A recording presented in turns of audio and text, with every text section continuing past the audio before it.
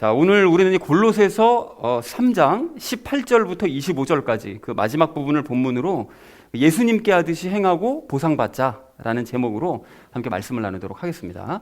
자, 우리가 그 지난주에 하나님과의 관계에서 그 힘써야 할 것들이 무엇이냐, 이것에 대해서 우리가 이야기를 함께 나눴습니다. 그래서 지난주에 세 가지 이야기를 함께 나눴거든요. 그 첫 번째로 나눴던 이야기가 무엇이었을까요? 네, 그렇습니다. 그 평안은 하나님의 그 대표적인 성품이다라고 이제 말씀을 드렸습니다. 그래서 하나님께서는 당신이 누리고 계시는 그 놀라운 평안을 이제 우리도 누리기를 바라시는데, 그렇게 누리려면 중요한 게 있다고 그랬죠. 그 평안이 우리를 다스리시도록 우리가 의지적으로 우리 마음을 내어드려야만 하나님의 평안이 내 것이 될 수 있다라고 말씀을 지난 시간에 드렸습니다. 그래서 우리가 연습을 계속 거듭해서 그 예수님께서 누리셨던 그 평안이 우리 것이 되도록 우리가 하자라는 얘기를 첫 번째로 함께 나눴습니다. 자, 그런가 하면 두 번째로 나눴던 이야기가 무엇이었을까요? 네, 그렇습니다. 그 예배를 드리는 사람이 크게 이제 두 종류로 나눌 수가 있는데, 혼의 예배를 드리는 사람이 있고 영의 예배를 드리는 사람이 있다고 했습니다. 근데 혼의 예배를 드리는 사람들은 예배가 자기 삶에 아무런 도움이 되지 않는 것 같으면 언제든지 그 예배를 거부해버리죠. 그리고 예배 시간에 참석해서도 사실 소홀히 할 수밖에 없습니다. 그러나 영의 예배를 드리는 사람들은 예배 자체를 기뻐하고요.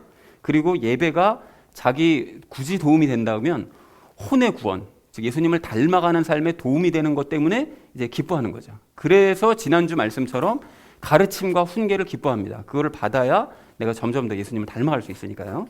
그래서 이런 사람들은 또 말씀을 쌓으면서 예배를 드리기 때문에 앞에서 말씀드린 영 안에서 예배 드리고 또 진리 안에서 예배를 드리는, 그렇게 참된 예배를 드린다. 그러니까 우리도 영과 진리 안에서 예배 드리고 하나님을 찬양하자라는 얘기를 두 번째로 우리가 나눴습니다.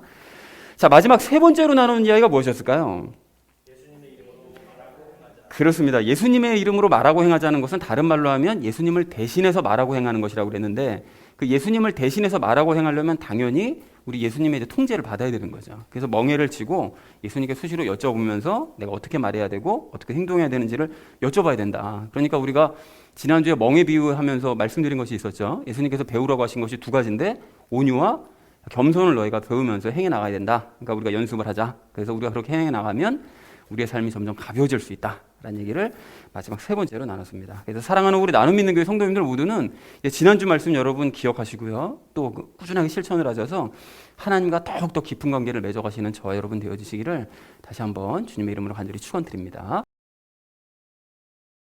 우리가 이제 지난주에는 그 하나님과의 관계에서 힘써야 할 것들이 무엇이냐, 이것에 대해서 우리가 이야기를 나누면서 세 가지 이야기를 함께 나눴었다면, 이번 주는 이겁니다. 그 사람들과의 관계에서 힘써야 할 것들, 지난주에 이제 대조되게 사람들과의 관계에서 힘써야 될 것을 얘기하시는데 좀 더 구체적으로 말씀하셨어요. 이게 무슨 소린가 하면, 지난번 지지난주인가요? 그때도 왜 사람들과의 관계에서 힘써야 할 것들 중에 용서하는 것, 그것에 대해서 얘기를 했었었는데, 그때는 그렇게 전체적인 것으로 말씀을 했다면 오늘은 이제 좀 더 구체적으로 대상을 직접적으로 언급해 나가면서 이제 언급하신다라는 사실을 확인하시고 오늘 말씀을 나눴으면 좋겠습니다. 그래서 오늘 말씀의 주제는 이렇게 정했는데요. 예수님께 하듯이 사람들을 대하자라는 것이 이제 오늘의 주제가 되겠습니다.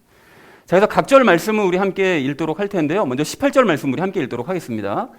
아내들아, 너희 남편에게 복종하라. 그것이 주 안에서 합당하니라 라고 말씀하는데, 여러분 먼저 그 양해를 구할 것은 18절부터 22절까지 말씀, 아내와 남편과 자식과 부모와 종들과 이런 사람들에게 각각 언급한 어떻게 해라라는 그 말씀에 대한 구체적인 내용들에 대해서는 제가 행하는 방법에 대해서는 적용 시간에 이제 말씀을 드리도록 하겠습니다. 그리고 오늘 이 본문 각절 말씀을 우리가 분석하는 시간, 이게 나누는 시간, 여기서는 그 주의할 점들에 대해서 먼저 이야기를 나누고 어떻게 행할지는 이제 제가 적용 시간에 말씀드리도록 하겠습니다. 자, 그래서 먼저 그 아내들아 너희 남편에게 복종하라라고 그 말씀을 하고 있는데, 이런 말씀에 이제 두드러기 반응을 일으키는 분들이 많으시죠. 그래서 어떻게 복종을 하냐, 아마 사모님도 끄떡끄떡한 것 같은데 이 말씀을 여러분 맹목적으로 행하실 필요는 없습니다. 왜 그런가 하면, 이 말씀을 만약에 맹목적으로 지켜야 한다면 로마서 13장 말씀에 그게 있었잖아요. 너희가 권력에 복종해라. 그러면 그것도 권력에도 무작정 복종해야 되는 거니까, 그렇게 되면 독재 정권에도 무조건 복종해야 되는 거냐, 그런 건 아니라는 거죠. 그죠? 그래서 우리가 그때 그 말씀을 나눴었는데, 우리가 로마서 13장 말씀 나눌 때 선한 권력에는 당연히 복종을 해야 되고, 또 우리가 부당한 권력, 말도 안 되는 그런 일을 하는 권력에 대해서는 우리가 저항을 하는 것이 마땅한 것처럼 남편의 부당한 요구에 대해서까지 무작정 복종할 필요는 당연히 없다는 거예요. 그러니까 성경 말씀을 우리는 말씀대로 지켜야 돼 해가지고 이렇게 해서는 곤란하다는 것이죠. 하나님께서 주신 그 뜻을 파악하는 게 중요합니다. 그래서 그렇지만 그 외의 경우에는 복종을 하되 남편이든 아내든 서로 복종을 해야 되는 것이다 라는 사실을 먼저 확인하셨으면 좋겠습니다. 자, 그래서 18절을 이렇게 전체적으로 정리할 수 있겠는데요. 아내들아 남편에게 복종하라. 그것이 주 안에서 합당한 행동이다 라는 것이 이제 18절의 의미가 되겠습니다. 자, 이어진 19절 말씀 우리 함께 읽도록 하겠습니다. 남편들아 너희 아내를 사랑하고 모질게 대하지 말라라고 말씀합니다.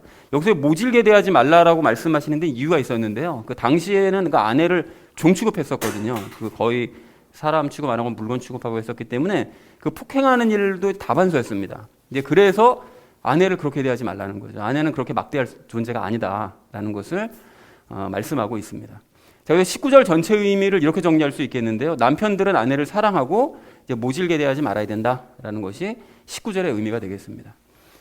자, 이어진 20절 말씀 우리 함께 읽도록 하겠습니다.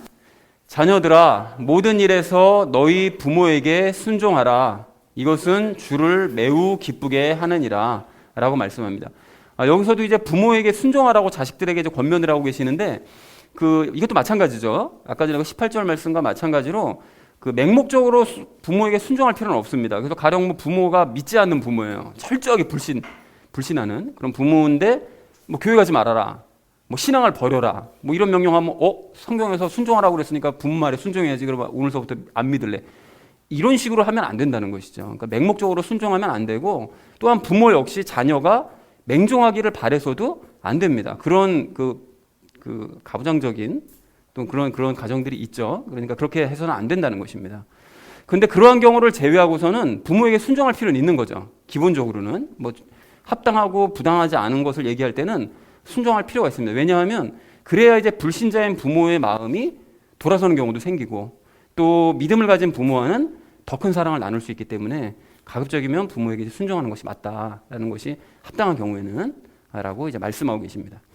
자, 그래서 20절 전체 의미를 이렇게 정리할 수 있겠는데요. 자녀들은 모든 일에서 부모에게 순종해야 된다. 그것은 예수님을 매우 기쁘게 하는 일이다라는 것이 20절의 의미가 되겠습니다. 자, 이어진 21절 말씀 우리 함께 읽도록 하겠습니다. 아버지들아 너희 자녀들을 노엽게 하지 말라. 그들이 낙담할까 염려하노라 라고 말씀합니다.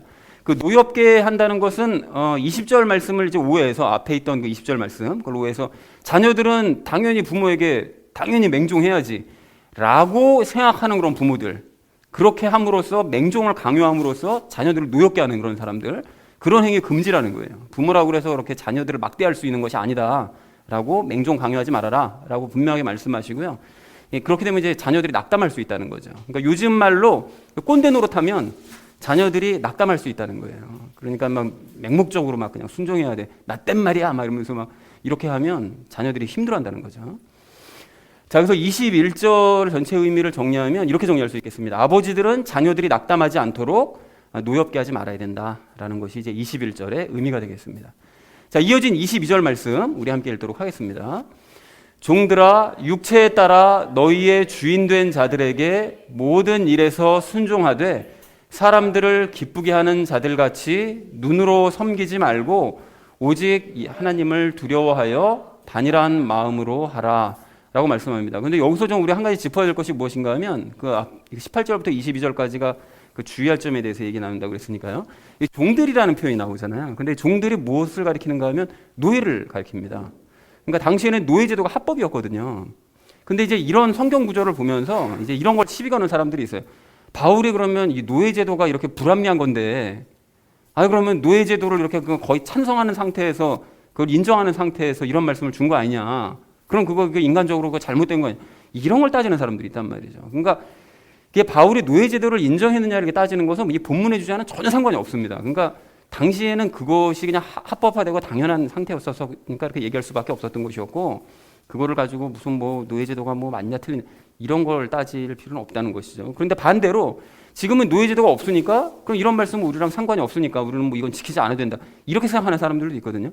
근데 이것도 잘못됐다는 거죠. 그러니까 이 말씀은 당시에는 노예제도가 합법적이었으니까 주인과 종의 관계를 얘기했다면 지금은 그와 비슷하게 고용주와 노동자와의 관계라든지 뭐 사장과 부하직원 아니 상사와 부하직원과의 관계로 적용시켜서 우리가 말씀을 생각해 보면 된다라고 확인하시면 좋을 것 같습니다. 그리고 여기 보면 이제 눈으로 섬기지 말고라고 되어 있는데 저게 이제 영어로는 아이 서비스라고 되어 있습니다. 근데 이게 무슨 뜻인가 이제 성경을 찾아보면 그 일하는 척하는 거, 그 표리부동한 근무 태도. 그러니까 보는 데 앞에서는 근무 열심히 잘하고 보지 않는 데서는 그냥 땡땡이 치고 막 이런 것들, 그런 짓 하지 말라는 거죠. 그리고 이제 단일한 마음으로 하라고 말씀하시는데 남이 보든 보지 않든 늘 똑같은 마음으로 너희가 성실하게 일을 해야 된다라는 것이 의미가 되겠습니다. 그래서 22절 전체 의미를 이렇게 정리할 수 있겠는데요. 노동자들아, 제가 그렇게 편하게 해석을 했습니다. 노동자들아 고용주에게 순종하되 보는 곳에서만 일하는 척하지 말고 하나님을 두려워하는 마음으로 항상 성실하게 일을 해라 라는 것이 22절의 의미가 되겠습니다. 자, 이어진 23절 말씀 우리 함께 읽도록 하겠습니다. 또 너희가 무슨 일을 하든지 마음을 다해 주께 하듯 하고 사람들에게 하듯 하지 말라라고 말씀합니다. 여기서 그 무슨 일을 하든지라는 것은 모든 일이 될 수도 있는데 그 앞에서 말씀했던 거 18절부터 22절까지의 내용이 되겠습니다. 즉, 그 남편과 아내를 어떻게 대해야 되느냐, 부모와 자식 간에 어떻게 대해야 되느냐, 또 직장 상사를 대할 때는 어떻게 해야 되느냐, 이런 일을 할 때 너희가 죽게 하듯 하라는 거죠. 그러니까 예수님을 섬기는 태도로 그 모든 사람들을 다 대해야 된다. 남편과 아내를, 또 부모와 자식을, 또 상사를 그런 식으로 이제 죽게 하듯 대해야 된다라고 이제 말씀하고 있습니다. 자, 23절 의미를 이렇게 정리할 수 있겠는데요. 너희가 누구를 대하든지 마음을 다하여 예수님께 행하듯 하고 사람들에게 하듯이 이렇게 함부로 행하지 말아라 라는 것이 23절의 의미가 되겠습니다. 자, 이어진 24절 말씀 우리 함께 읽도록 하겠습니다. 너희가 상속 유업의 보상을 주에게서 받을 줄 아나니 너희는 주 그리스도를 섬기느니라 라고 말씀합니다. 여기서 얘기하는 상속 유업의 보상은 종종 말씀드리죠. 이것이 무엇일까요? 상속 유업의 그리스도인들이 받을 상속 유업의 보상은 당연히 새 예루살렘을 의미합니다. 장차 우리가 받게 될, 살게 될. 그리고 주 그리스도를 섬긴다는 얘기를 갑자기 하는데 이걸 왜 갑자기 이 얘기를 했는가 하면 바로 이런 이유입니다. 주 그리스도를 섬기는 자로서, 너희가 주님을 섬기는 자로서 모든 일을 죽게 하듯이 행한다면, 바로 앞에 23절에서 얘기했던 것처럼 그렇게 사람들을 대할 때 죽게 하듯이 행하면 너희는 나중에 당연히 예수님께 새 예루살렘을 이제 받게 될 것이다. 너희가 그곳으로 들어가는 것이 이제 마땅한 일이 될 것이다. 그러니까 그 일에 열심을 내야 된다라는 의미로 얘기를 했다라는 것이죠. 자, 그래서 24절 의미를 정리하자면 방금 말씀드린 것과 거의 같은데, 너희가 그리스도를 섬기는 자로서 모든 일을 죽게 하듯이 사람들에게 행한다면 너희는 예수님께 새 예루살렘을 보상으로서 상속받게 될 것이다. 그러니까 그 일을 계속 전념해라 라는 것이 이제 24절의 의미가 되겠습니다. 자, 마지막 25절 말씀 우리 함께 읽도록 하겠습니다. 그러나 부당하게 행하는 자는 자기가 행한 부당한 일로 인하여 보응을 받으리니 거기에는 사람들의 외모를 중시함이 없느니라 라고 말씀합니다. 여기서 이제 부당하게 행하는 자라는 것은 그리스도를 섬기는 자답게 행하지 않는 자. 그러니까 방금 앞에서 얘기했던 그 24절에서 너희가 모든 사람들을 대할 때 예수님을 섬기듯이 대해야 되는데 그렇게 행하지 않는 사람, 그리스도인 같지 않게 그렇게 자기 마음대로 행하는 사람은 그 자기가 행한 부당한 일, 그 부당한 일이 뭘까요? 앞에서 말한 것들의 반대죠. 즉 남편에게 복종하지 않고 아내를 사랑하지 않고 아내를 모질게 대하고 또 부모에게 순종하지 않고 자녀를 노엽게 하고 또 보이는 곳에서만 일하는 척하는 그런 사람들, 이렇게 이제 부당한 일을 행하는 그런 사람들은 보응을 받는다는 거예요. 보응을 받는다는 게 뭘까요? 행한 대로 대가를 치르게 된다는 거죠. 어디 가서 대가를 치르게 되는 거죠? 거기서 대가를 치르게 되는데, 거기라는 건 뭡니까? 어디일까요? 지옥이죠. 그리고 장차는 이제 불호수에서 그거에 대한 대가를 너희가 치르게 될 거다라고 얘기를 합니다. 그리고 사람들의 외모를 중시함이 없다고 얘기하는데, 거기에는, 지옥에는 사람들의 외모를 중시함이 없대요. 이게 무슨 소린가 하면 생전에 살아있을 때 뭐 외모가 좋았든 뭐 소유를 많이 가지고 있었든 뭐 능력이 좋았든 이런 거 전혀 중시하지 않는 곳이 바로 지옥이다. 그냥 무조건 다 거기 가면은 자기가 행한 대로 그냥 대가를 치르는 그런 곳이 지옥이기 때문에 뭐 여기서 뭐 아무리 너희가 뭐 가지고 뭐 하고 뭐 예수님 무시하고 그렇게 살아봤자 거기 가면 대가 치게 될 거야 라고 명백하게 이제 경고를 하고 있다는 것이 이제 25절의 의미가 되겠습니다.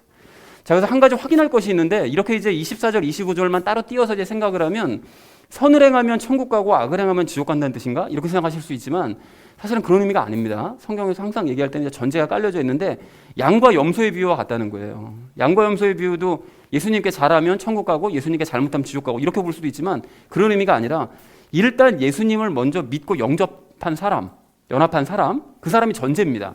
그렇게 된 사람은 말씀대로 행할 수밖에 없게 되고, 그렇지 않은 사람은, 연합하지 않은 사람은, 믿지 않는 사람은 말씀대로 행할 수 없다를 말씀하시는 것이지, 뭐 결과적으로 착한 일 했다고 뭐 청구가 이런 개념이 아니다라는 걸 좀 확인하시면 좋을 것 같습니다. 자, 그래서 25절 전체 의미를 이렇게 정리할 수 있겠는데요. 부당하게 행한 자는 그 일로 보응을 받게 되는데, 그 지옥에서는 사람들의 외형이 전혀 중시되지 않고 그가 행한 일에 대한 대가를 치르는 곳일 뿐이다라는 것이 이제 25절의 의미가 되겠습니다. 자, 그래서 오늘 본문 말씀이 좀 길었는데요. 그 내용 자체는 그렇게 어렵진 않습니다. 그래서 오늘 본문을 이렇게 좀 정리를 해봤는데요. 아내들은 남편에게 복종하고, 남편들은 아내를 사랑하며, 자녀들은 부모에게 순종하고, 부모들은 자녀를 노엽게 하지 말아라. 또한 종들은 항상 성실하게 일을 해야 된다라는 것이 이제 18절부터 22절까지 내용이고요. 그리고 무슨 일을 하든지 이 앞에 있는 이런 사람들을 대할 때 예수님께 하듯이 행하는 사람들은 예수님께 이제 새 예루살렘을 상속받을 수 있겠지만, 그렇지 않은 자들, 이 위의 말씀처럼 행하지 않는 자들은 그 외모를 전혀 중시하지 않는 그 지옥에 가서 자기가 행한 대로 이제 대가를 치르게 될 것이다 를 말씀하셨다는 것이 23절부터 25절까지 내용이 되겠습니다. 말씀이 이제 어렵진 않죠. 자, 그래서 오늘 결론을 이렇게 아까 전 말씀드렸듯이 나눌 수 있겠는데, 예수님께 하듯이 사람들을 대하자라는 것이 이제 오늘 주제로서 그 나머지 이야기들은 삶에 적용하면서 함께 이야기 나누도록 하겠습니다. 예수님께 행하듯이 사람들을 대해야 될 우리가 오늘 첫 번째로 함께 나눌 이야기는 그 예수님께 하듯이 행하자는 것입니다. 여러분, 오늘 23절 말씀을 좀 다시 보십시오. 23절 말씀 보시면 무슨 일을 하든지 사람에게 하듯이 하지 말고 예수님께 하듯이 행하라 라고 말씀을 하세요. 근데 방금도 이제 나눴던 것처럼 이 말씀은 그 앞에 있는 18절부터 22절까지에 대한 말씀입니다. 즉 남편과 그 아내와 부모와 자식과 그 상사를 대할 때 그 사람들을 그냥 단순하게 사람 대하듯이 이렇게 대하려고 하지 말고 너희가 항상 예수님께 행하는 그 마음으로 그들 각각의 사람들을 대해야 된다를 말씀한 내용이라는 거예요. 그런데 문제가 뭔가 하면 그렇게 예수님께 행하듯이 사람들을 대하는 것이 이게 정말 쉽지 않다라고 생각하는 사람들이 많다는 것입니다. 그럼 왜 그것이 쉽지 않다고 생각하는 걸까요? 여러분, 왜 그런가 하면 분명한 이유가 있어요. 오늘 23절에 죽게 하듯 이라는 이 말씀에 답이 숨겨져 있습니다. 여러분, 이게 무슨 소리인지 한번 들어보십시오. 여러분, 이제까지 우리가 나눴던 그 골로새서 말씀 중에 가장 중요한 주제가 여러분 무엇이라고 생각하세요? 어떤 주제를 우리가 가장 중요하게 여겨야 될까요? 이게 나 중심적인 신앙생활과 예수님 중심적인 신앙생활, 이것이 골로새서에서 가장 주목해야 될 주제라고 할 수 있습니다. 그래서 우리가 앞에서 1장에서 예수님과의 연합, 한 사람이 이제 예수님 중심적인 생활을 할 수 있는 것이고, 그래서 말씀을 하신 것이고요. 또 그리고 철학과 복음을 비교한 것도 나 중심적인 신앙생활을 하는 사람은 철학적인 삶을 살아가지만 예수님 중심적인 삶을 살아가면 복음적인 삶을 살아간다는 거죠. 그리고 하늘의 것과 땅의 것을 말씀하신 것도 예수님 중심적인 사람과 자기 중심적인 사람, 이런 사람들이 보여지는 그런 모습이기 때문에 이 두 가지가 굉장히 중요한 주제라는 것입니다. 그래서 저는 이 주제 때문에 골로새서 말씀을 나누면서 신앙이 한 단계 업그레이드 된 것 같은 느낌마저 들고 있어요. 여러분, 그런 의미에서 그 23절에 죽게 하듯 한다는 이 말씀도 바로 이 주제와 연결이 된다는 거죠. 즉, 나 중심적인 신앙생활을 하는 사람들은 남편과 아내를 대할 때, 또 부모와 자식을 대할 때, 상사를 대할 때 절대로 오늘 본문 말씀처럼 행할 수가 없습니다. 왜 그럴까요?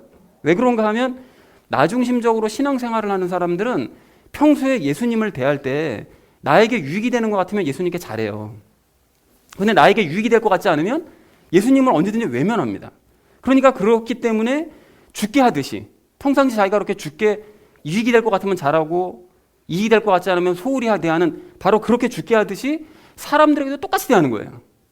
사람들에게도 똑같이 자기 유익에 따라서 행하게 되기 때문에 18절부터 22절 말씀과 같이 결코 행할 수 없다는 것입니다. 그러니까 반대로 행동을 하게 되는 거예요. 23절 말씀처럼 죽게 하듯 하는 것이 아니라 반대로 행동하게 되는 거죠. 그래서 가령 자기중심적으로 신앙생활을 하는 그런 아내는 남편에게 절대로 복종하지 않아요. 복종은커녕 말도 들어주지 않습니다. 왜 그럴까요? 자기한테 아무 유익이 없으니까요. 그러니까 예수님을 대할 때 유익이 되지 않으면 예수님 무시해버리는 것처럼 남편에게도 유익이 될 것 같지 않으면 남편 무시해버리는 거죠. 그래서 자기중심적인 남편도 아내 사랑하지 않습니다. 도리어 자기 만족과 유익에 따라서 다른 여자 사랑하죠. 그리고 자기에게, 아내에게는 모질게 대합니다. 평상시에 자기에게 유익되자면 예수님께 모질게 대하는 것처럼 자기 아내에게도 똑같이 모질게 대하는 거예요. 그리고 자기중심적인 자녀들도 부모에게 절대 순종하지 않습니다. 순종해봐야 내게 이익이 될 게 없거든요. 그러니까 평소 예수님께 순종하지 않는 것처럼 부모에게도 순종하지 않는 거죠. 그러니까 예수님께도 평상시 그러거든요. 예수님은 뭐 아무것도 모르잖아요. 뭐 내가 얘기하는 거에 뭐 답이나 줘, 뭘 줘. 그러니까 똑같이 부모에게도 그러는 거죠. 부모가 뭘 알아? 뭐 아는 거 아무것도 없으면서. 이런 식으로 나갈 수밖에 없는 거죠. 그리고 자기중심적인 부모 역시 자식들을 노엽게 합니다. 그러니까 자식을 인내하고 참아봐야 자기에게 아무런 유익이 되지 않는다고 생각하거든요. 한 대 쥐어박는 게 편한 거예요. 그래서 예수님과의 관계에서 그 인내하지 않고 참지 않는 바로 그 모습. 예수님과의 관계에서 참지 않거든요. 예수님께서 뭐 응답 안 해주시면 그냥 뭐 예수님이고 뭐고 그냥 이렇게 하니까 그 모습 그대로 자식에게 똑같이 행하는 거죠. 그러니까 예수님이 그냥 뭘 하세요? 아무것도 모르면서 자식에게도 그러는 거죠. 똑같이 예수님한테도 그런데 자식에게 못 하겠어요? 자, 그래서 자기중심적인 노동자들도 마찬가지입니다. 상사가 보든 보지 않든 성실하게 일하면 자기에게 손해가 된다고 생각하거든요. 자기에게 아무 유익이 되지 않는 거예요. 그러니까 그 직장 생활하는 사람들 하는 공통적인 말 있잖아요. 회사에 충성할 일 있어? 항상 이 얘기 하잖아요. 그러니까 그렇게 하는 이유가 보는 곳에서만 열심히 일하는 척하면서 월급 받는 것이 나에게 훨씬 유익이라고 생각하기 때문에 절대로 성실하게 일하지 않는다는 것입니다. 그런데 이것이 예수님께도 마찬가지예요. 예수님께서 보시는 것 같은 곳에서는 열심히 해요. 교회 오면 열심히 하죠. 사람들 있는 곳에서는 예수님께 열심히 하는 것처럼 해요. 근데 예수님 안 보시는 것 같은 혼자 있을 때는 절대로 열심히 하지 않습니다. 그러니까 그 모습이 그대로 직장 생활에도 나타나는 거예요. 자, 그러니까 결국 자기중심적으로 살아가는 이런 사람들은 예수님과의 관계가 올바르지 않기 때문에 그러니까 사람들과도 결코 올바른 관계를 맺을 수 없다는 것을 오늘 본문 말씀을 통해서 분명하게 확인할 수가 있습니다. 우리가 평상시 그런 얘기 많이 하잖아요. 하나님과의 관계가 틀어지면 사람과의 관계도 다 틀어진다고. 그런 얘기하는 게 오늘 본문 말씀에서 명백하게 확인이 될 수 있다는 거죠. 자, 그렇다면 이런 사람들은 오늘 23절에서 말씀하시는 죽게 하듯이 행하라는 말씀이 무슨 뜻인지 전혀 이해를 못해서 이런 짓을 하는 것이냐? 그렇지 않습니다. 이 사람들도 이 죽게 하듯이 행하라는 것이 무슨 뜻인지 알고는 있어요. 그런데 그게 머리로만 이론적으로만 알고 있는 거죠. 그리고 실제로 그걸 행해본 적은 단 한 번도 없어요. 예수님께 그렇게 막 뭐 순종하고 무슨 뭐 예수님을 배려하고 뭐 생각하고 이런 거 해본 적이 없기 때문에 예수님께 소홀한 평소의 모습이 사람들에게도 자연스럽게 그냥 행동으로 드러날 수밖에 없게 된다는 것입니다. 그러나 성경에서 행해야 된다고 말씀하시니까 그렇게 행하지 않는 사람은 오늘 25절에서 보응을 받는다고 말씀하시니까 이런 말씀 보면 두렵잖아요. 또. 그러니까 억지로 막 행해보려고 노력을 해요. 당연히 안 되죠. 그러니까 이렇게는 못 산다고 막 성질내면서 그냥 곧 포기해버린다는 것입니다. 자, 그런데 예수님을 중심으로 사는 사람들은 어떻게 사느냐. 여러분 오늘 본문 말씀이 무엇을 뜻하는지 그런 사람들은 잘 알아요. 그리고 어떻게 행해야 되는지를 체험적으로 압니다. 그래서 평상시에 예수님께 행하듯이 사람들을 존중하고 자신을 낮추는 마음을 가져요. 그래서 그런 의미에서 여러분 오늘 18절부터 22절 말씀을 전체적으로 다시 볼 필요가 있는데요. 여러분 오늘 말씀은 상대적으로요. 힘을 가진 사람과 그렇지 못한 사람이라는 시각으로 볼 수가 있습니다. 즉 당시에는 가정에서 상대적으로 힘을 가지고 있었던 그 남편과 그 주도권을 가지고 있었던 남편과 그 반대편에 있었던 아내 그리고 상대적으로 힘을 가지고 있는 부모와 그렇지 못한 자녀 그리고 세상에서 힘을 가진 주인과 그렇지 못한 종 이 관계에 대해서 지금 말씀하고 있는 걸 볼 수가 있거든요. 그러니까 오늘 말씀을 그런 시각에서 다시 읽어보면 상대적으로 힘을 가지고 있는 갑의 입장에 있다고 생각하는 사람은 그 힘을 함부로 사용하면 안 되는 것이고 반대편 을의 입장에 있는 사람도 기분 나쁘고 자존심 상한다고 그래가지고 무작정 대항해서는 안 되는 거다. 이거를 말씀하고 계신다라는 것입니다. 자, 그런데 문제가 뭔가 하면 중요한 게 뭔가 하면 이러한 관계라는 것이 뭐 누구는 항상 갑의 입장이고 누구는 항상 을의 입장에 있다는 것이 아니라 어쩔 때는 내가 갑의 입장이 될 수도 있고 어쩔 때는 을의 입장이 설 수도 있다는 거예요. 그래서 가령 세상에서 노동자로서 을의 입장에 있던 사람이 집으로 가면 남편과 부모로서 갑의 입장에 설 수도 있는 것이고 그리고 반대로 세상에서 고용주로서 갑의 입장에 있던 사람이 집에 가면은 자식으로서 부모에게 을의 입장에 놓일 수도 있는 이런 상황이 될 수 있다는 거예요. 근데 여러분이 오해하지 마셔야 될 것이 제가 뭐 부모나 뭐 남편과 고용주가 갑이다 뭐 이런 뜻이 아닙니다. 그거는 그냥 설명하기 편하려고 요즘 말로 그냥 말씀드리는 거예요. 자, 그러니까 내가 어떤 입장에 있든지 그리스도인은 그 입장에서 예수님께 행하듯이 행해야 된다. 라는 것이 오늘 본문에서 말씀하고자 하시는 바라는 거예요. 그래서 가령 참된 그리스도인 아내는 평소 예수님을 중심으로 생각하고 늘 자기 자신을 낮출 줄 아는 사람이기 때문에 남편을 대할 때도 예수님 대하듯이 남편 중심으로 생각하고 자신을 낮추기 때문에 남편에게 순종을 할 수 있는 거죠. 그리고 참된 그리스도인 남편 역시 예수님을 중심으로 생각하기 때문에 아내를 대할 때 그리스도를 사랑하는 것처럼 아내를 사랑하는 거예요. 아내 자체가 이뻐서 그렇습니까? 그렇지 않고 예수님이 사랑하기 때문에 예수님을 통해서 아내를 사랑하게 되는 거예요. 그리고 예수님을 존중하는 것처럼 아내를 존중하는 마음을 갖기 때문에 아내를 막 종처럼 취급하거나 폭행하는 일은 꿈도 꾸지 못한다는 것입니다. 참된 그리스도인 자녀들도 마찬가지죠. 그들은 예수님을 중심으로 살고 예수님께 늘 순종하기 때문에 자연스럽게 부모에게 순종할 수 있는 것이고요. 참된 그리스도인 부모 역시 예수님을 늘 중심으로 자기 자신을 낮추기 때문에 자녀들에게 꼰대짓 하거나 뭐 자녀들을 노엽게 하는 일을 절대로 행하지 않는다는 것입니다. 물론 간혹 습관에 따라서 그런 짓을 하는 경우도 있긴 하지만 그럴 때는 곧 뉘우치고 자녀에게 용서를 구하죠. 그런 용기를 냅니다, 부모가. 그 또한 참된 그리스도인은 예수님을 중심으로 늘 예수님 인식하며 살아가기 때문에 세상 일을 할 때도 눈 가리기식으로 일하지 않습니다. 사람들이 보든 보지 않든 예수님은 보고 계신다는 게 늘 인식이 되잖아요. 그렇잖아요. 내가 늘 예수님을 인식하며 살기 때문에 예수님은 나를 보고 계시는데 내가 이렇게 땡땡이 치면 안 되지. 이런 생각이 들기 때문에 성실하게 일한다는 거예요. 그리고 나아가서 오늘 본문 말씀엔 없지만 참된 그리스도인은 교회에 와서도 모든 사람들을 대할 때 예수님을 대하듯이 대해요. 그래서 그런 목사는 성도들에게 갑질하지 않고요. 그리고 참된 성도들 역시 목사에게 그리고 다른 성도들에게 잘난 척하면서 갑질하는 그런 일을 하지 않습니다. 그런데 많은 교회들의 비극이 무엇인가 하면 자기중심적인 사람들이 막 세상에 가서 막 시달려서는 교회에 모여가지고 서로 왕행사하려고 그러는 거예요. 그리고 세상에서 시달린 거 그대로 교회 와서 스트레스 풀려고 하고 갑질하려고 하는, 목사든 교인이든 똑같다는 거죠. 서로가 서로에게 갑질하려고 하는 이런 게 이게 비극 아닙니까 이게? 그래서 이 사람들은 평상시에 예수님 우습게 알고 예수님께 갑질하고 막 예수님께 그냥 스트레스 다 풀어버리기 때문에 교회 와서도 당연히 똑같이 행동할 수밖에 없는 거예요. 예수님께도 그렇게 하는데 뭐 사람들에게 못하겠어요? 그러나 참된 그리스도인은 그렇게 예수님을 우습게 알거나 예수님께 갑질하거나 예수님께 스트레스를 푸는 그런 사람들이 아니기 때문에 그런 행동을 꿈도 꾸지 못한다는 것입니다. 대신 예수님께 행하듯이 늘 겸손하게 상대를 높이고 서로가 서로를 존중하면서 서로 을의 위치에 서려고 하는 것이 이것이 참된 그리스도인의 모습이라는 것입니다. 그래서 사랑하는 우리 나눔 있는 교회 성도님들 모두는 사람들과의 관계에서 어느 위치에 있으시든지 늘 예수님께 대하듯이 사람들을 대하시기 바랍니다. 나 중심적인 사람들과 예수님 중심적인 이 사람들은 오늘 23절에 죽게 하듯, 이 죽게 하듯이라는 이 말씀 하나에 서로 근본적으로 서로 다른 길을 간다. 나 중심적인 사람들은 죽게 하듯이 그냥 소홀하게 살아가는 거고, 정말 예수님 중심적으로 살아가는 사람들은 23절 말씀처럼 주님께 하듯이 성실하게 살아가는 거고, 근본적으로 다른 길로 갈 수밖에 없는 이 비밀을 깨달으시고 우리는 평소 예수님께 하듯이 남편에게, 아내에게, 부모에게, 자식에게, 세상 사람들에게, 성도들에게 늘 바르게 행하는 저와 여러분 되어주시기를 주님의 이름으로 간절히 축원을 드립니다.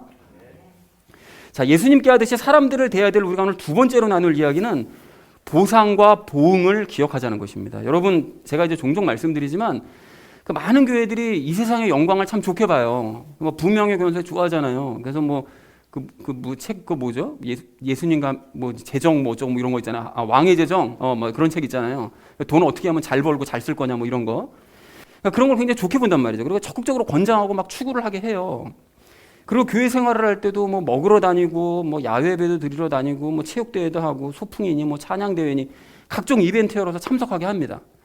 그러니까 이게 지금 코로나 때문에 못하고 있지만 이제 정상화 됐으니까 이제 다시 이런 것들을 막 시작하게 되겠죠. 근데 여러분 그런 걸 왜 합니까? 이런 걸 왜 하는가 하면 물어보면 다 하나님을 위해서 하는 거라고 말은 해요. 근데 사실은 하나님을 위해서 하는 것이 아니라 사실은 자기들의 혼의 만족을 위해서 그런 일들을 행하는 것입니다. 이게 지난주에도 말씀드렸던 것처럼 그 사람들은 혼의 만족을 위해서 설교를 준비하고 혼의 만족을 위한 예배를 드리고 혼의 만족을 위한 삶을 살아간다는 거예요. 그리고 영적이라고 생각하죠, 본인들이. 그런데 이런 모습을 보면서 우리는 그런 삶이 잘못됐으니까 우리는 말씀 따라가야 된다. 이렇게 늘 각성을 하고 늘 말씀을 따라가는 것에 대한 자부심을 가지면 참 좋겠는데 혹시나 우리 교회는 뭔 신앙생활을 이렇게 무미건조하고 딱딱하냐? 예배도 그렇고 뭐 말씀도 그렇고 맨날 뭐 이러냐? 이렇게 생각하는 분이 혹시 계실지도 모르겠습니다, 여러분. 이게 아닌 게 아니라 여러분 우리가 그동안 나눴던 거 골로새서 말씀 다 타치하고 3장만 생각해보세요. 3장만 생각해보면 땅의 것에 애착 두지 말고 하늘의 삶을 사모해야 된다. 그 땅의 삶에 집착하게 만드는 육신과 혼의 것들을 다 죽여버리고 새로워졌다는 사실을 너희가 인식해야 된다. 그 나 자신을 위해서는 성령님 열매 맺기에 충실해야 되고 사람들 간에 서로가 용서하기에 열심 내야 된다. 하나님과의 관계에 있어서는 평안 누리고 참된 예배 드리기에 열심 내고 세상 나가서는 예수님께서 말하게 하심을 따라 말하고 행하게 하심을 따라 행해야 된다. 그리고 오늘 말씀은 가정과 직장 동료들, 교회 성도들 어떻게 되는지 이런 것들에 대해 말씀하고 계세요. 그러니까 골로새서 3장 말씀만 봐도 이거 뭐 예수님 믿고 복 받는다는 얘기가 하나도 없잖아요. 세상 복 받는다 뭐 이런 얘기 한마디도 없어요. 단 한마디도. 그리고 전부 모두가 다 지키고 행해야 될 것들에 대해서만 열심히 나열하고 계신다는 것입니다. 근데 더군다나 목사라는 인간이 이런 딱딱해 보이는 말씀을 그냥 있는 그대로만 설명하고 심지어 막 살아내야 된다고 막 강조하고 막 이렇게 하니까 때로는 지치고 실망스러울 수 있다는 거예요. 근데 그럼에도 불구하고 여러분, 우리는 이 길을 계속 가야 됩니다. 여러분, 왜 그렇습니까?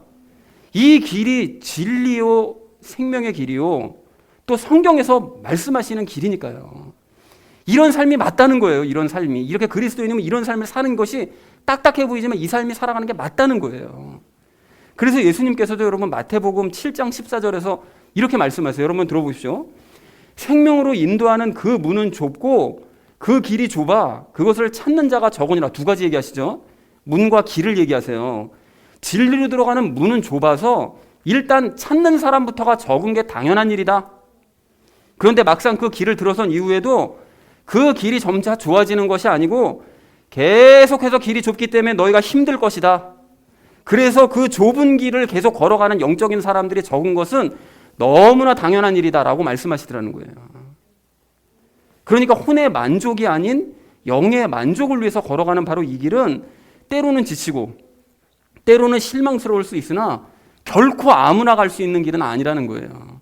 그러면 해병대들 뭐 그런 얘기 하잖아요. 내가 누구나 다 이걸 갈 수 있었으면 나 이곳에 오지 않았을 것이다. 뭐 이런 얘기 하잖아요. 이게 마찬가지라는 거예요. 이게 이 좁은 길을 아무나 걸을 수 있으면 우리 이 길 걷지 않았을 거라는 거예요. 여러분 그런 의미에서 제가 얼마 전에 들었던 한 예화를 좀 나눴으면 좋겠는데 어떤 그 유명한 가수이자 제작자인 사람이 그 고백한 내용을 들었는데요. 그분이 이제 어렸을 때 이제 부모님이 이혼을 하셔서 그 엄마하고만 같이 살았는데 이제 어린 마음에는 그게 이제 컴플렉스였다고 해요. 그러다가 이제 나이가 들어서 이제 여자친구가 생기고 그 여자친구와의 관계가 이제 깊어져서 결혼을 해야 되겠다라고 생각이 들어서 부모에게 소개를 해야 되겠다는 생각이 들었다고 합니다. 그래서 10몇 년 만에 그냥 엄마만 모시고 이렇게 그냥 만남을 가진 것이 아니라 아버지도 이렇게 모셔와서 10몇 년 만에 이제 만난 거죠. 그래서 아버지와 어머니를 한 자리에 모시고 결혼할 여자를 이제 소개를 시켰다고 하는데 아무래도 이제 술도 한 잔씩 하면서 얘기를 하다 보니까 점점 이제 시간이 가면 갈수록 좋지 않은 얘기들이 막 나오는 거죠. 뭐 옛날 얘기 막 나오고 막 불평 불만의 소리 나오고 그때 뭐 어떻게 해가지고 내가 기분이 나빴고 막 이런 얘기 막 나오니까 이분이 이제 여친 앞에서 너무 게 자존심도 막 상하고 그게 막 너무 속이 상한 거예요. 그러니까 눈물을 흘렸다 그래요. 근데 그때 그 여자분이 그분을 이제 다독이면서 하는 말이 참 기가 막힙니다. 내가 행복해지려고 오빠 만나는 것 같아? 절대 그게 아니야. 난 불행해도 오빠랑 함께하면 괜찮을 것 같아. 이렇게 말하더라는 거예요. 그러니까 이게 환경이 중요한 게 아니라 지금 당신 지금 환경이 뭐 어떻게 되고 뭐 그것 때문에 속상하고 이게 나한테 지금 중요한 게 아니라 당신 자체가 좋기 때문에 나 함께할 수 있어. 이렇게 말하더라는 것입니다. 그러니까 그 말을 듣는 순간 이 여자랑 진짜 평생을 함께해도 좋겠다. 이런 확신이 들었다는 얘기를 들었어요. 그러니까 여자분이 참 멋있죠. 자, 그런데 여러분 저는 이 여자분의 이 고백이요. 이 신앙생활에도 똑같이 적용돼야 된다고 저는 그렇게 믿습니다. 여러분 우리가 행복해지려고 예수님 믿습니까? 뭐 맞긴 하죠. 맞긴 하지만 여러분 그 행복을 혼의 행복이라고 생각하시면 정말 크게 오해하시는 거예요. 그렇게 생각하시면 절대로 안 된다는 거죠. 그러한 행복은 자기가 중심이 되어 살아가는 사람들이나 추구하는 행복이라는 거죠. 그래서 그 사람들은 이 땅에서 나의 삶, 나의 계획, 나의 꿈, 내 감정, 내 기분의 만족, 이 내 행복, 이것을 위해서 예수님을 믿는 거예요. 그래서 예수님 믿으면 내 삶이 풍요로워져야 되고 예수님 믿으면 내 계획과 내 꿈도 척척 이루어져야 되고 늘 예수님 믿으면 감정적으로 기쁘고 행복해야 된다고 생각하고 그래야만 만족하는 거예요. 그런데 그렇게 되지 않으면 어떡하죠? 언제든지 예수님 외면하죠. 예수님이랑 사이 확 안 좋아지잖아요 갑자기. 왜 내가 이렇게 바라는 게 있는데 예수님 하나도 안 들어주는 거야? 기분 나쁘게. 그럼 저희가 좀 뭐 절도 가기도 하고 막 이런 짓을 한다는 거죠. 그러니까 넓은 길로 언제든지 가버릴 준비가 돼 있는 거예요. 참된 그리스도인이 누려야 할 행복은요 여러분 그런 값싼 혼의 행복이 아니라 영이 만족하는 행복입니다. 즉 참된 그리스도인은 예수님과 연합해서 함께 살아가는 것 자체로 행복한 사람들이라는 거예요. 그리고 예수님과 함께 살면서 점차 예수님을 닮아가는 자신의 모습을 보면서 행복해하는 사람들입니다. 그리고 예수님의 말씀 듣기를 기뻐하고 그 말씀의 뜻을 깨달아가는 데서 행복을 느끼는 사람들이라는 거예요. 그래서 골로새서 3장 말씀, 우리가 아까 전에 나눴던 그 말씀을 들을 때 뭐 이렇게 지겹고 딱딱해? 이게 아니라 그 말씀을 들을 때 은혜를 받고 이 말씀의 뜻이 이런 거여서 거기서 기쁨을 느끼는 사람들이, 이게 영의 만족을 위한 사람들을 추구하며 살아가는 사람들이라는 거예요. 그래서 이런 사람들은 불행해지더라도, 환경이 안 좋아지더라도 그 여자분의 고백처럼 예수님과 함께라면 괜찮아 라고 고백하면서 예수님과 이미 결혼한 사람들이라는 것입니다. 이런 행복은 자기가 중심이 된 사람들은 전혀 깨닫지도 맛보지도 못할 그런 행복이고 비밀이라는 거죠. 그런 의미에서 여러분께 한번 여쭙습니다. 여러분, 예수님과 함께 하는 것만으로 행복하십니까? 여러분, 삶에 만족하세요? 내가 행복해지려고 예수 믿는 것이 아니고 예수님 믿기 때문에 행복한다는 고백이 여러분 나오십니까? 여러분, 그렇다면 정말 감사한 일입니다. 예전에는 그게 행복인 줄을 전혀 몰랐는데 내가 말씀을 나누고 예배를 드리면서 점차 그것이 행복이라는 사실을 깨닫고 있어요 라고 여러분 생각하신다면 기뻐하시고 감사하시기 바랍니다. 그것이 바로 구원을 받고 거듭났다는, 진정으로 거듭났다는 결정적인 증거이라는 거예요. 그리고 그런 분들은 예수님만으로 행복하고 만족하는 그 마음을 가지고 사람들을 대하기 때문에 부부 간에, 부모와 자식 간에, 또 동료 간에, 성도들 간에 늘 좋은 관계가 되는 거예요. 그리고 그들로 인해 행복해하고 또 만족해합니다. 그런 의미에서 여러분, 저희 교회 한번 생각해 보세요. 뭐 저희 교회가 뭐 많이 먹어가지고, 뭐 좋은 곳에 놀러 다녀가지고, 뭐 교회가 뭐 크고 이뻐가지고, 세상 복 얻을 수 있어가지고, 그래서 우리가 행복합니까? 우리는 그런 값싼 거짓 교인들이 아니라는 거예요. 여러분, 그런 환경적인 조건 때문에 행복해하는 가짜 그리스도인이 아니란 말입니다. 우리는 잘 먹지 못해도, 놀러 다니지 못해도, 교회가 보잘것 없어도, 세상 복은 하나도 누리지 못한다 할지라도 예수님과 연합했다는 사실 자체만으로 우리가 행복해하고, 또 예수님과 연합한 성도들이 함께 모여 예배할 수 있다는 이 사실 자체만으로 기쁘고 행복한 사람들이라는 거죠. 그리고 그렇기 때문에 의무적으로 그 강요를 당했던 그 과거보다 더 열심히 우리가 예배 드리는 거고요. 더 열심히 말씀 보고, 더 열심히 기도하고, 더 열심히 봉사하고, 헌금하고, 전도하고, 교제하면서 감사하는 사람들이 바로 우리들이라는 것입니다. 그렇게 되는 것이 당연하다는 거예요. 그리고 그러한 우리는 오늘 24절 말씀과 같이 나중에 새 예루살렘을 마땅히 보상으로 받게 될 줄로 그렇게 믿습니다. 자, 그러나 25절 말씀처럼 늘 자기가 중심이 되어서 부당하게 자기 만족과 행복만 추구하는 그런 사람들은 애초에 구원을 받지 못한 사람들이기 때문에 그런 사람들은 자신이 행한 대로 보응을 받게 될 거예요. 그런 의미에서 여러분, 제가 늘 강조하는 예화가 있잖아요. 그 마태복음 25장의 그 양과 염소 비유는 되새기고 되새겨도 정말 놀라운 예화인 거예요. 여러분, 그 양과 염소의 비유를 생각해 보시면 양들은 자기 그 양들의 행동을 한번 생각해 보세요. 양들은 자기가 아닌 예수님 중심으로 생각하고 행동을 하는 그런 사람들이에요. 그래서 자기 주변의 가족과 동료들, 성도들을 대할 때 23절 말씀처럼 예수님께 대하듯이 행합니다. 그래서 예수님께서도 바로 그걸 칭찬하시잖아요. 그들에게 행한 것이 곧 나에게 행한 거다, 이렇게 말씀하시잖아요. 그러니까 예수님께 행하듯이 그들에게 행하니까 그들에게 행한 것이고 나에게 행한 것이라고 그렇게 칭찬하시더라는 것입니다. 오늘 23절 말씀과 딱 연결이 되잖아요. 그리고 그런 양들은 그 일을 자기 힘으로 행한 것이 아니기 때문에 자신이 행한 줄도 모르고 늘 기쁘고 만족한 거예요. 근데 염소들은 늘 자기가 중심이기 때문에 주변 사람들이요, 뭐 남편이나 아내나 뭐 부모나 자식이나 뭐 직장 상사나 뭐 성도들이요, 관심 없습니다. 즉 평상시에 예수님께 자기가 관심이 없다 보니까 그냥 예수님께 관심 없이 행하듯이 주변 사람들에게도 그냥 관심 없이 행하는 거예요. 뭐 예수님께 관심 없는데 주변 사람들이 무슨 상관이에요? 이게 나랑 내 인생에 아무 상관도 없지. 그래서 예수님께서 똑같은 이유로 그들을 꾸짖으시잖아요. 그들에게 행하지 않은 것이 곧 나에게 행하지 않은 것이다. 그 나에게 행하지 않듯이 그냥 주변 사람들 행하더니 아주 꼴 좋다, 이렇게 말씀하시더라는 거예요. 그런데도 그런 사람들은 이런 말씀을 들으면서도 여전히 자기에게만 관심이 있는 거죠. 그래서 주변 사람들이 자기만 섬겨주기를 바라고 자기에게 잘해주기만을 바란다는 것입니다. 그래서 이런 사람들은 늘 불만스럽고 불평스럽고 그냥 원망하고 행복할 줄을 몰라요. 그냥 늘 혼의 행복을 추구하지만 그 무지개처럼 영원히 그 행복을 잡지 못하는 그런 안타까운 삶을 살아간다는 것입니다. 사랑하는 우리 나눔 있는 교회 성도님들 모두는 계속해서 좁은 길을 걸어가시기 바랍니다. 때로는 지치고 힘드실 수 있습니다. 그러나 이 길은 예수님과 함께 걷는 길이기 때문에 우리는 행복할 수 있고 동료가 있기 때문에 더 행복할 수 있습니다. 그렇다면 서로가 서로를 격려하고 사랑하고 또 나누면서 이 길을 끝까지 완주하심으로 말미암아 예비된 보상을 누리시는 저와 여러분 되어주시기를 주님의 이름으로 간절히 축원을 드립니다. 자, 이제 말씀을 정리합니다. 오늘 우리는 골로새서 3장을 정리하면서 이제 두 가지 이야기 나눴는데요. 예수님께 하듯이 행하자. 자기중심적인 사람과 예수님 중심적인 사람은 평소 예수님께 행하듯이 서로 다른 행동을 한다. 그래서 우리는 예수님께 하듯이 늘 오늘 본문 말씀처럼 행하자라는 얘기를 첫 번째로 나눴고요. 보상과 보응을 기억하자고 그랬죠. 좁은 길을 걷는 것이 쉽지 않습니다. 지칠 수 있어요. 근데 우리는 혼의 행복이 아닌 영의 행복을 추구하는 사람들이기 때문에 우리는 양처럼 예수님만으로 우리 행복해하고 그 마음으로 사람들을 대해서 더 행복한 삶을 살아가자라고 말씀을 드렸습니다. 그래서 사랑하는 우리 나눔 있는 교회 성도님들 모두는 서로를 격려하시면서 오늘 말씀도 실천해 나가시기 바랍니다. 그렇게 좁은 길을 끝까지 함께 걸으셔서 장차 기쁨의 보상을 받으시는 저와 여러분 되어주시기를 주님의 이름으로 간절히 축원드립니다. 우리 함께 기도하겠습니다.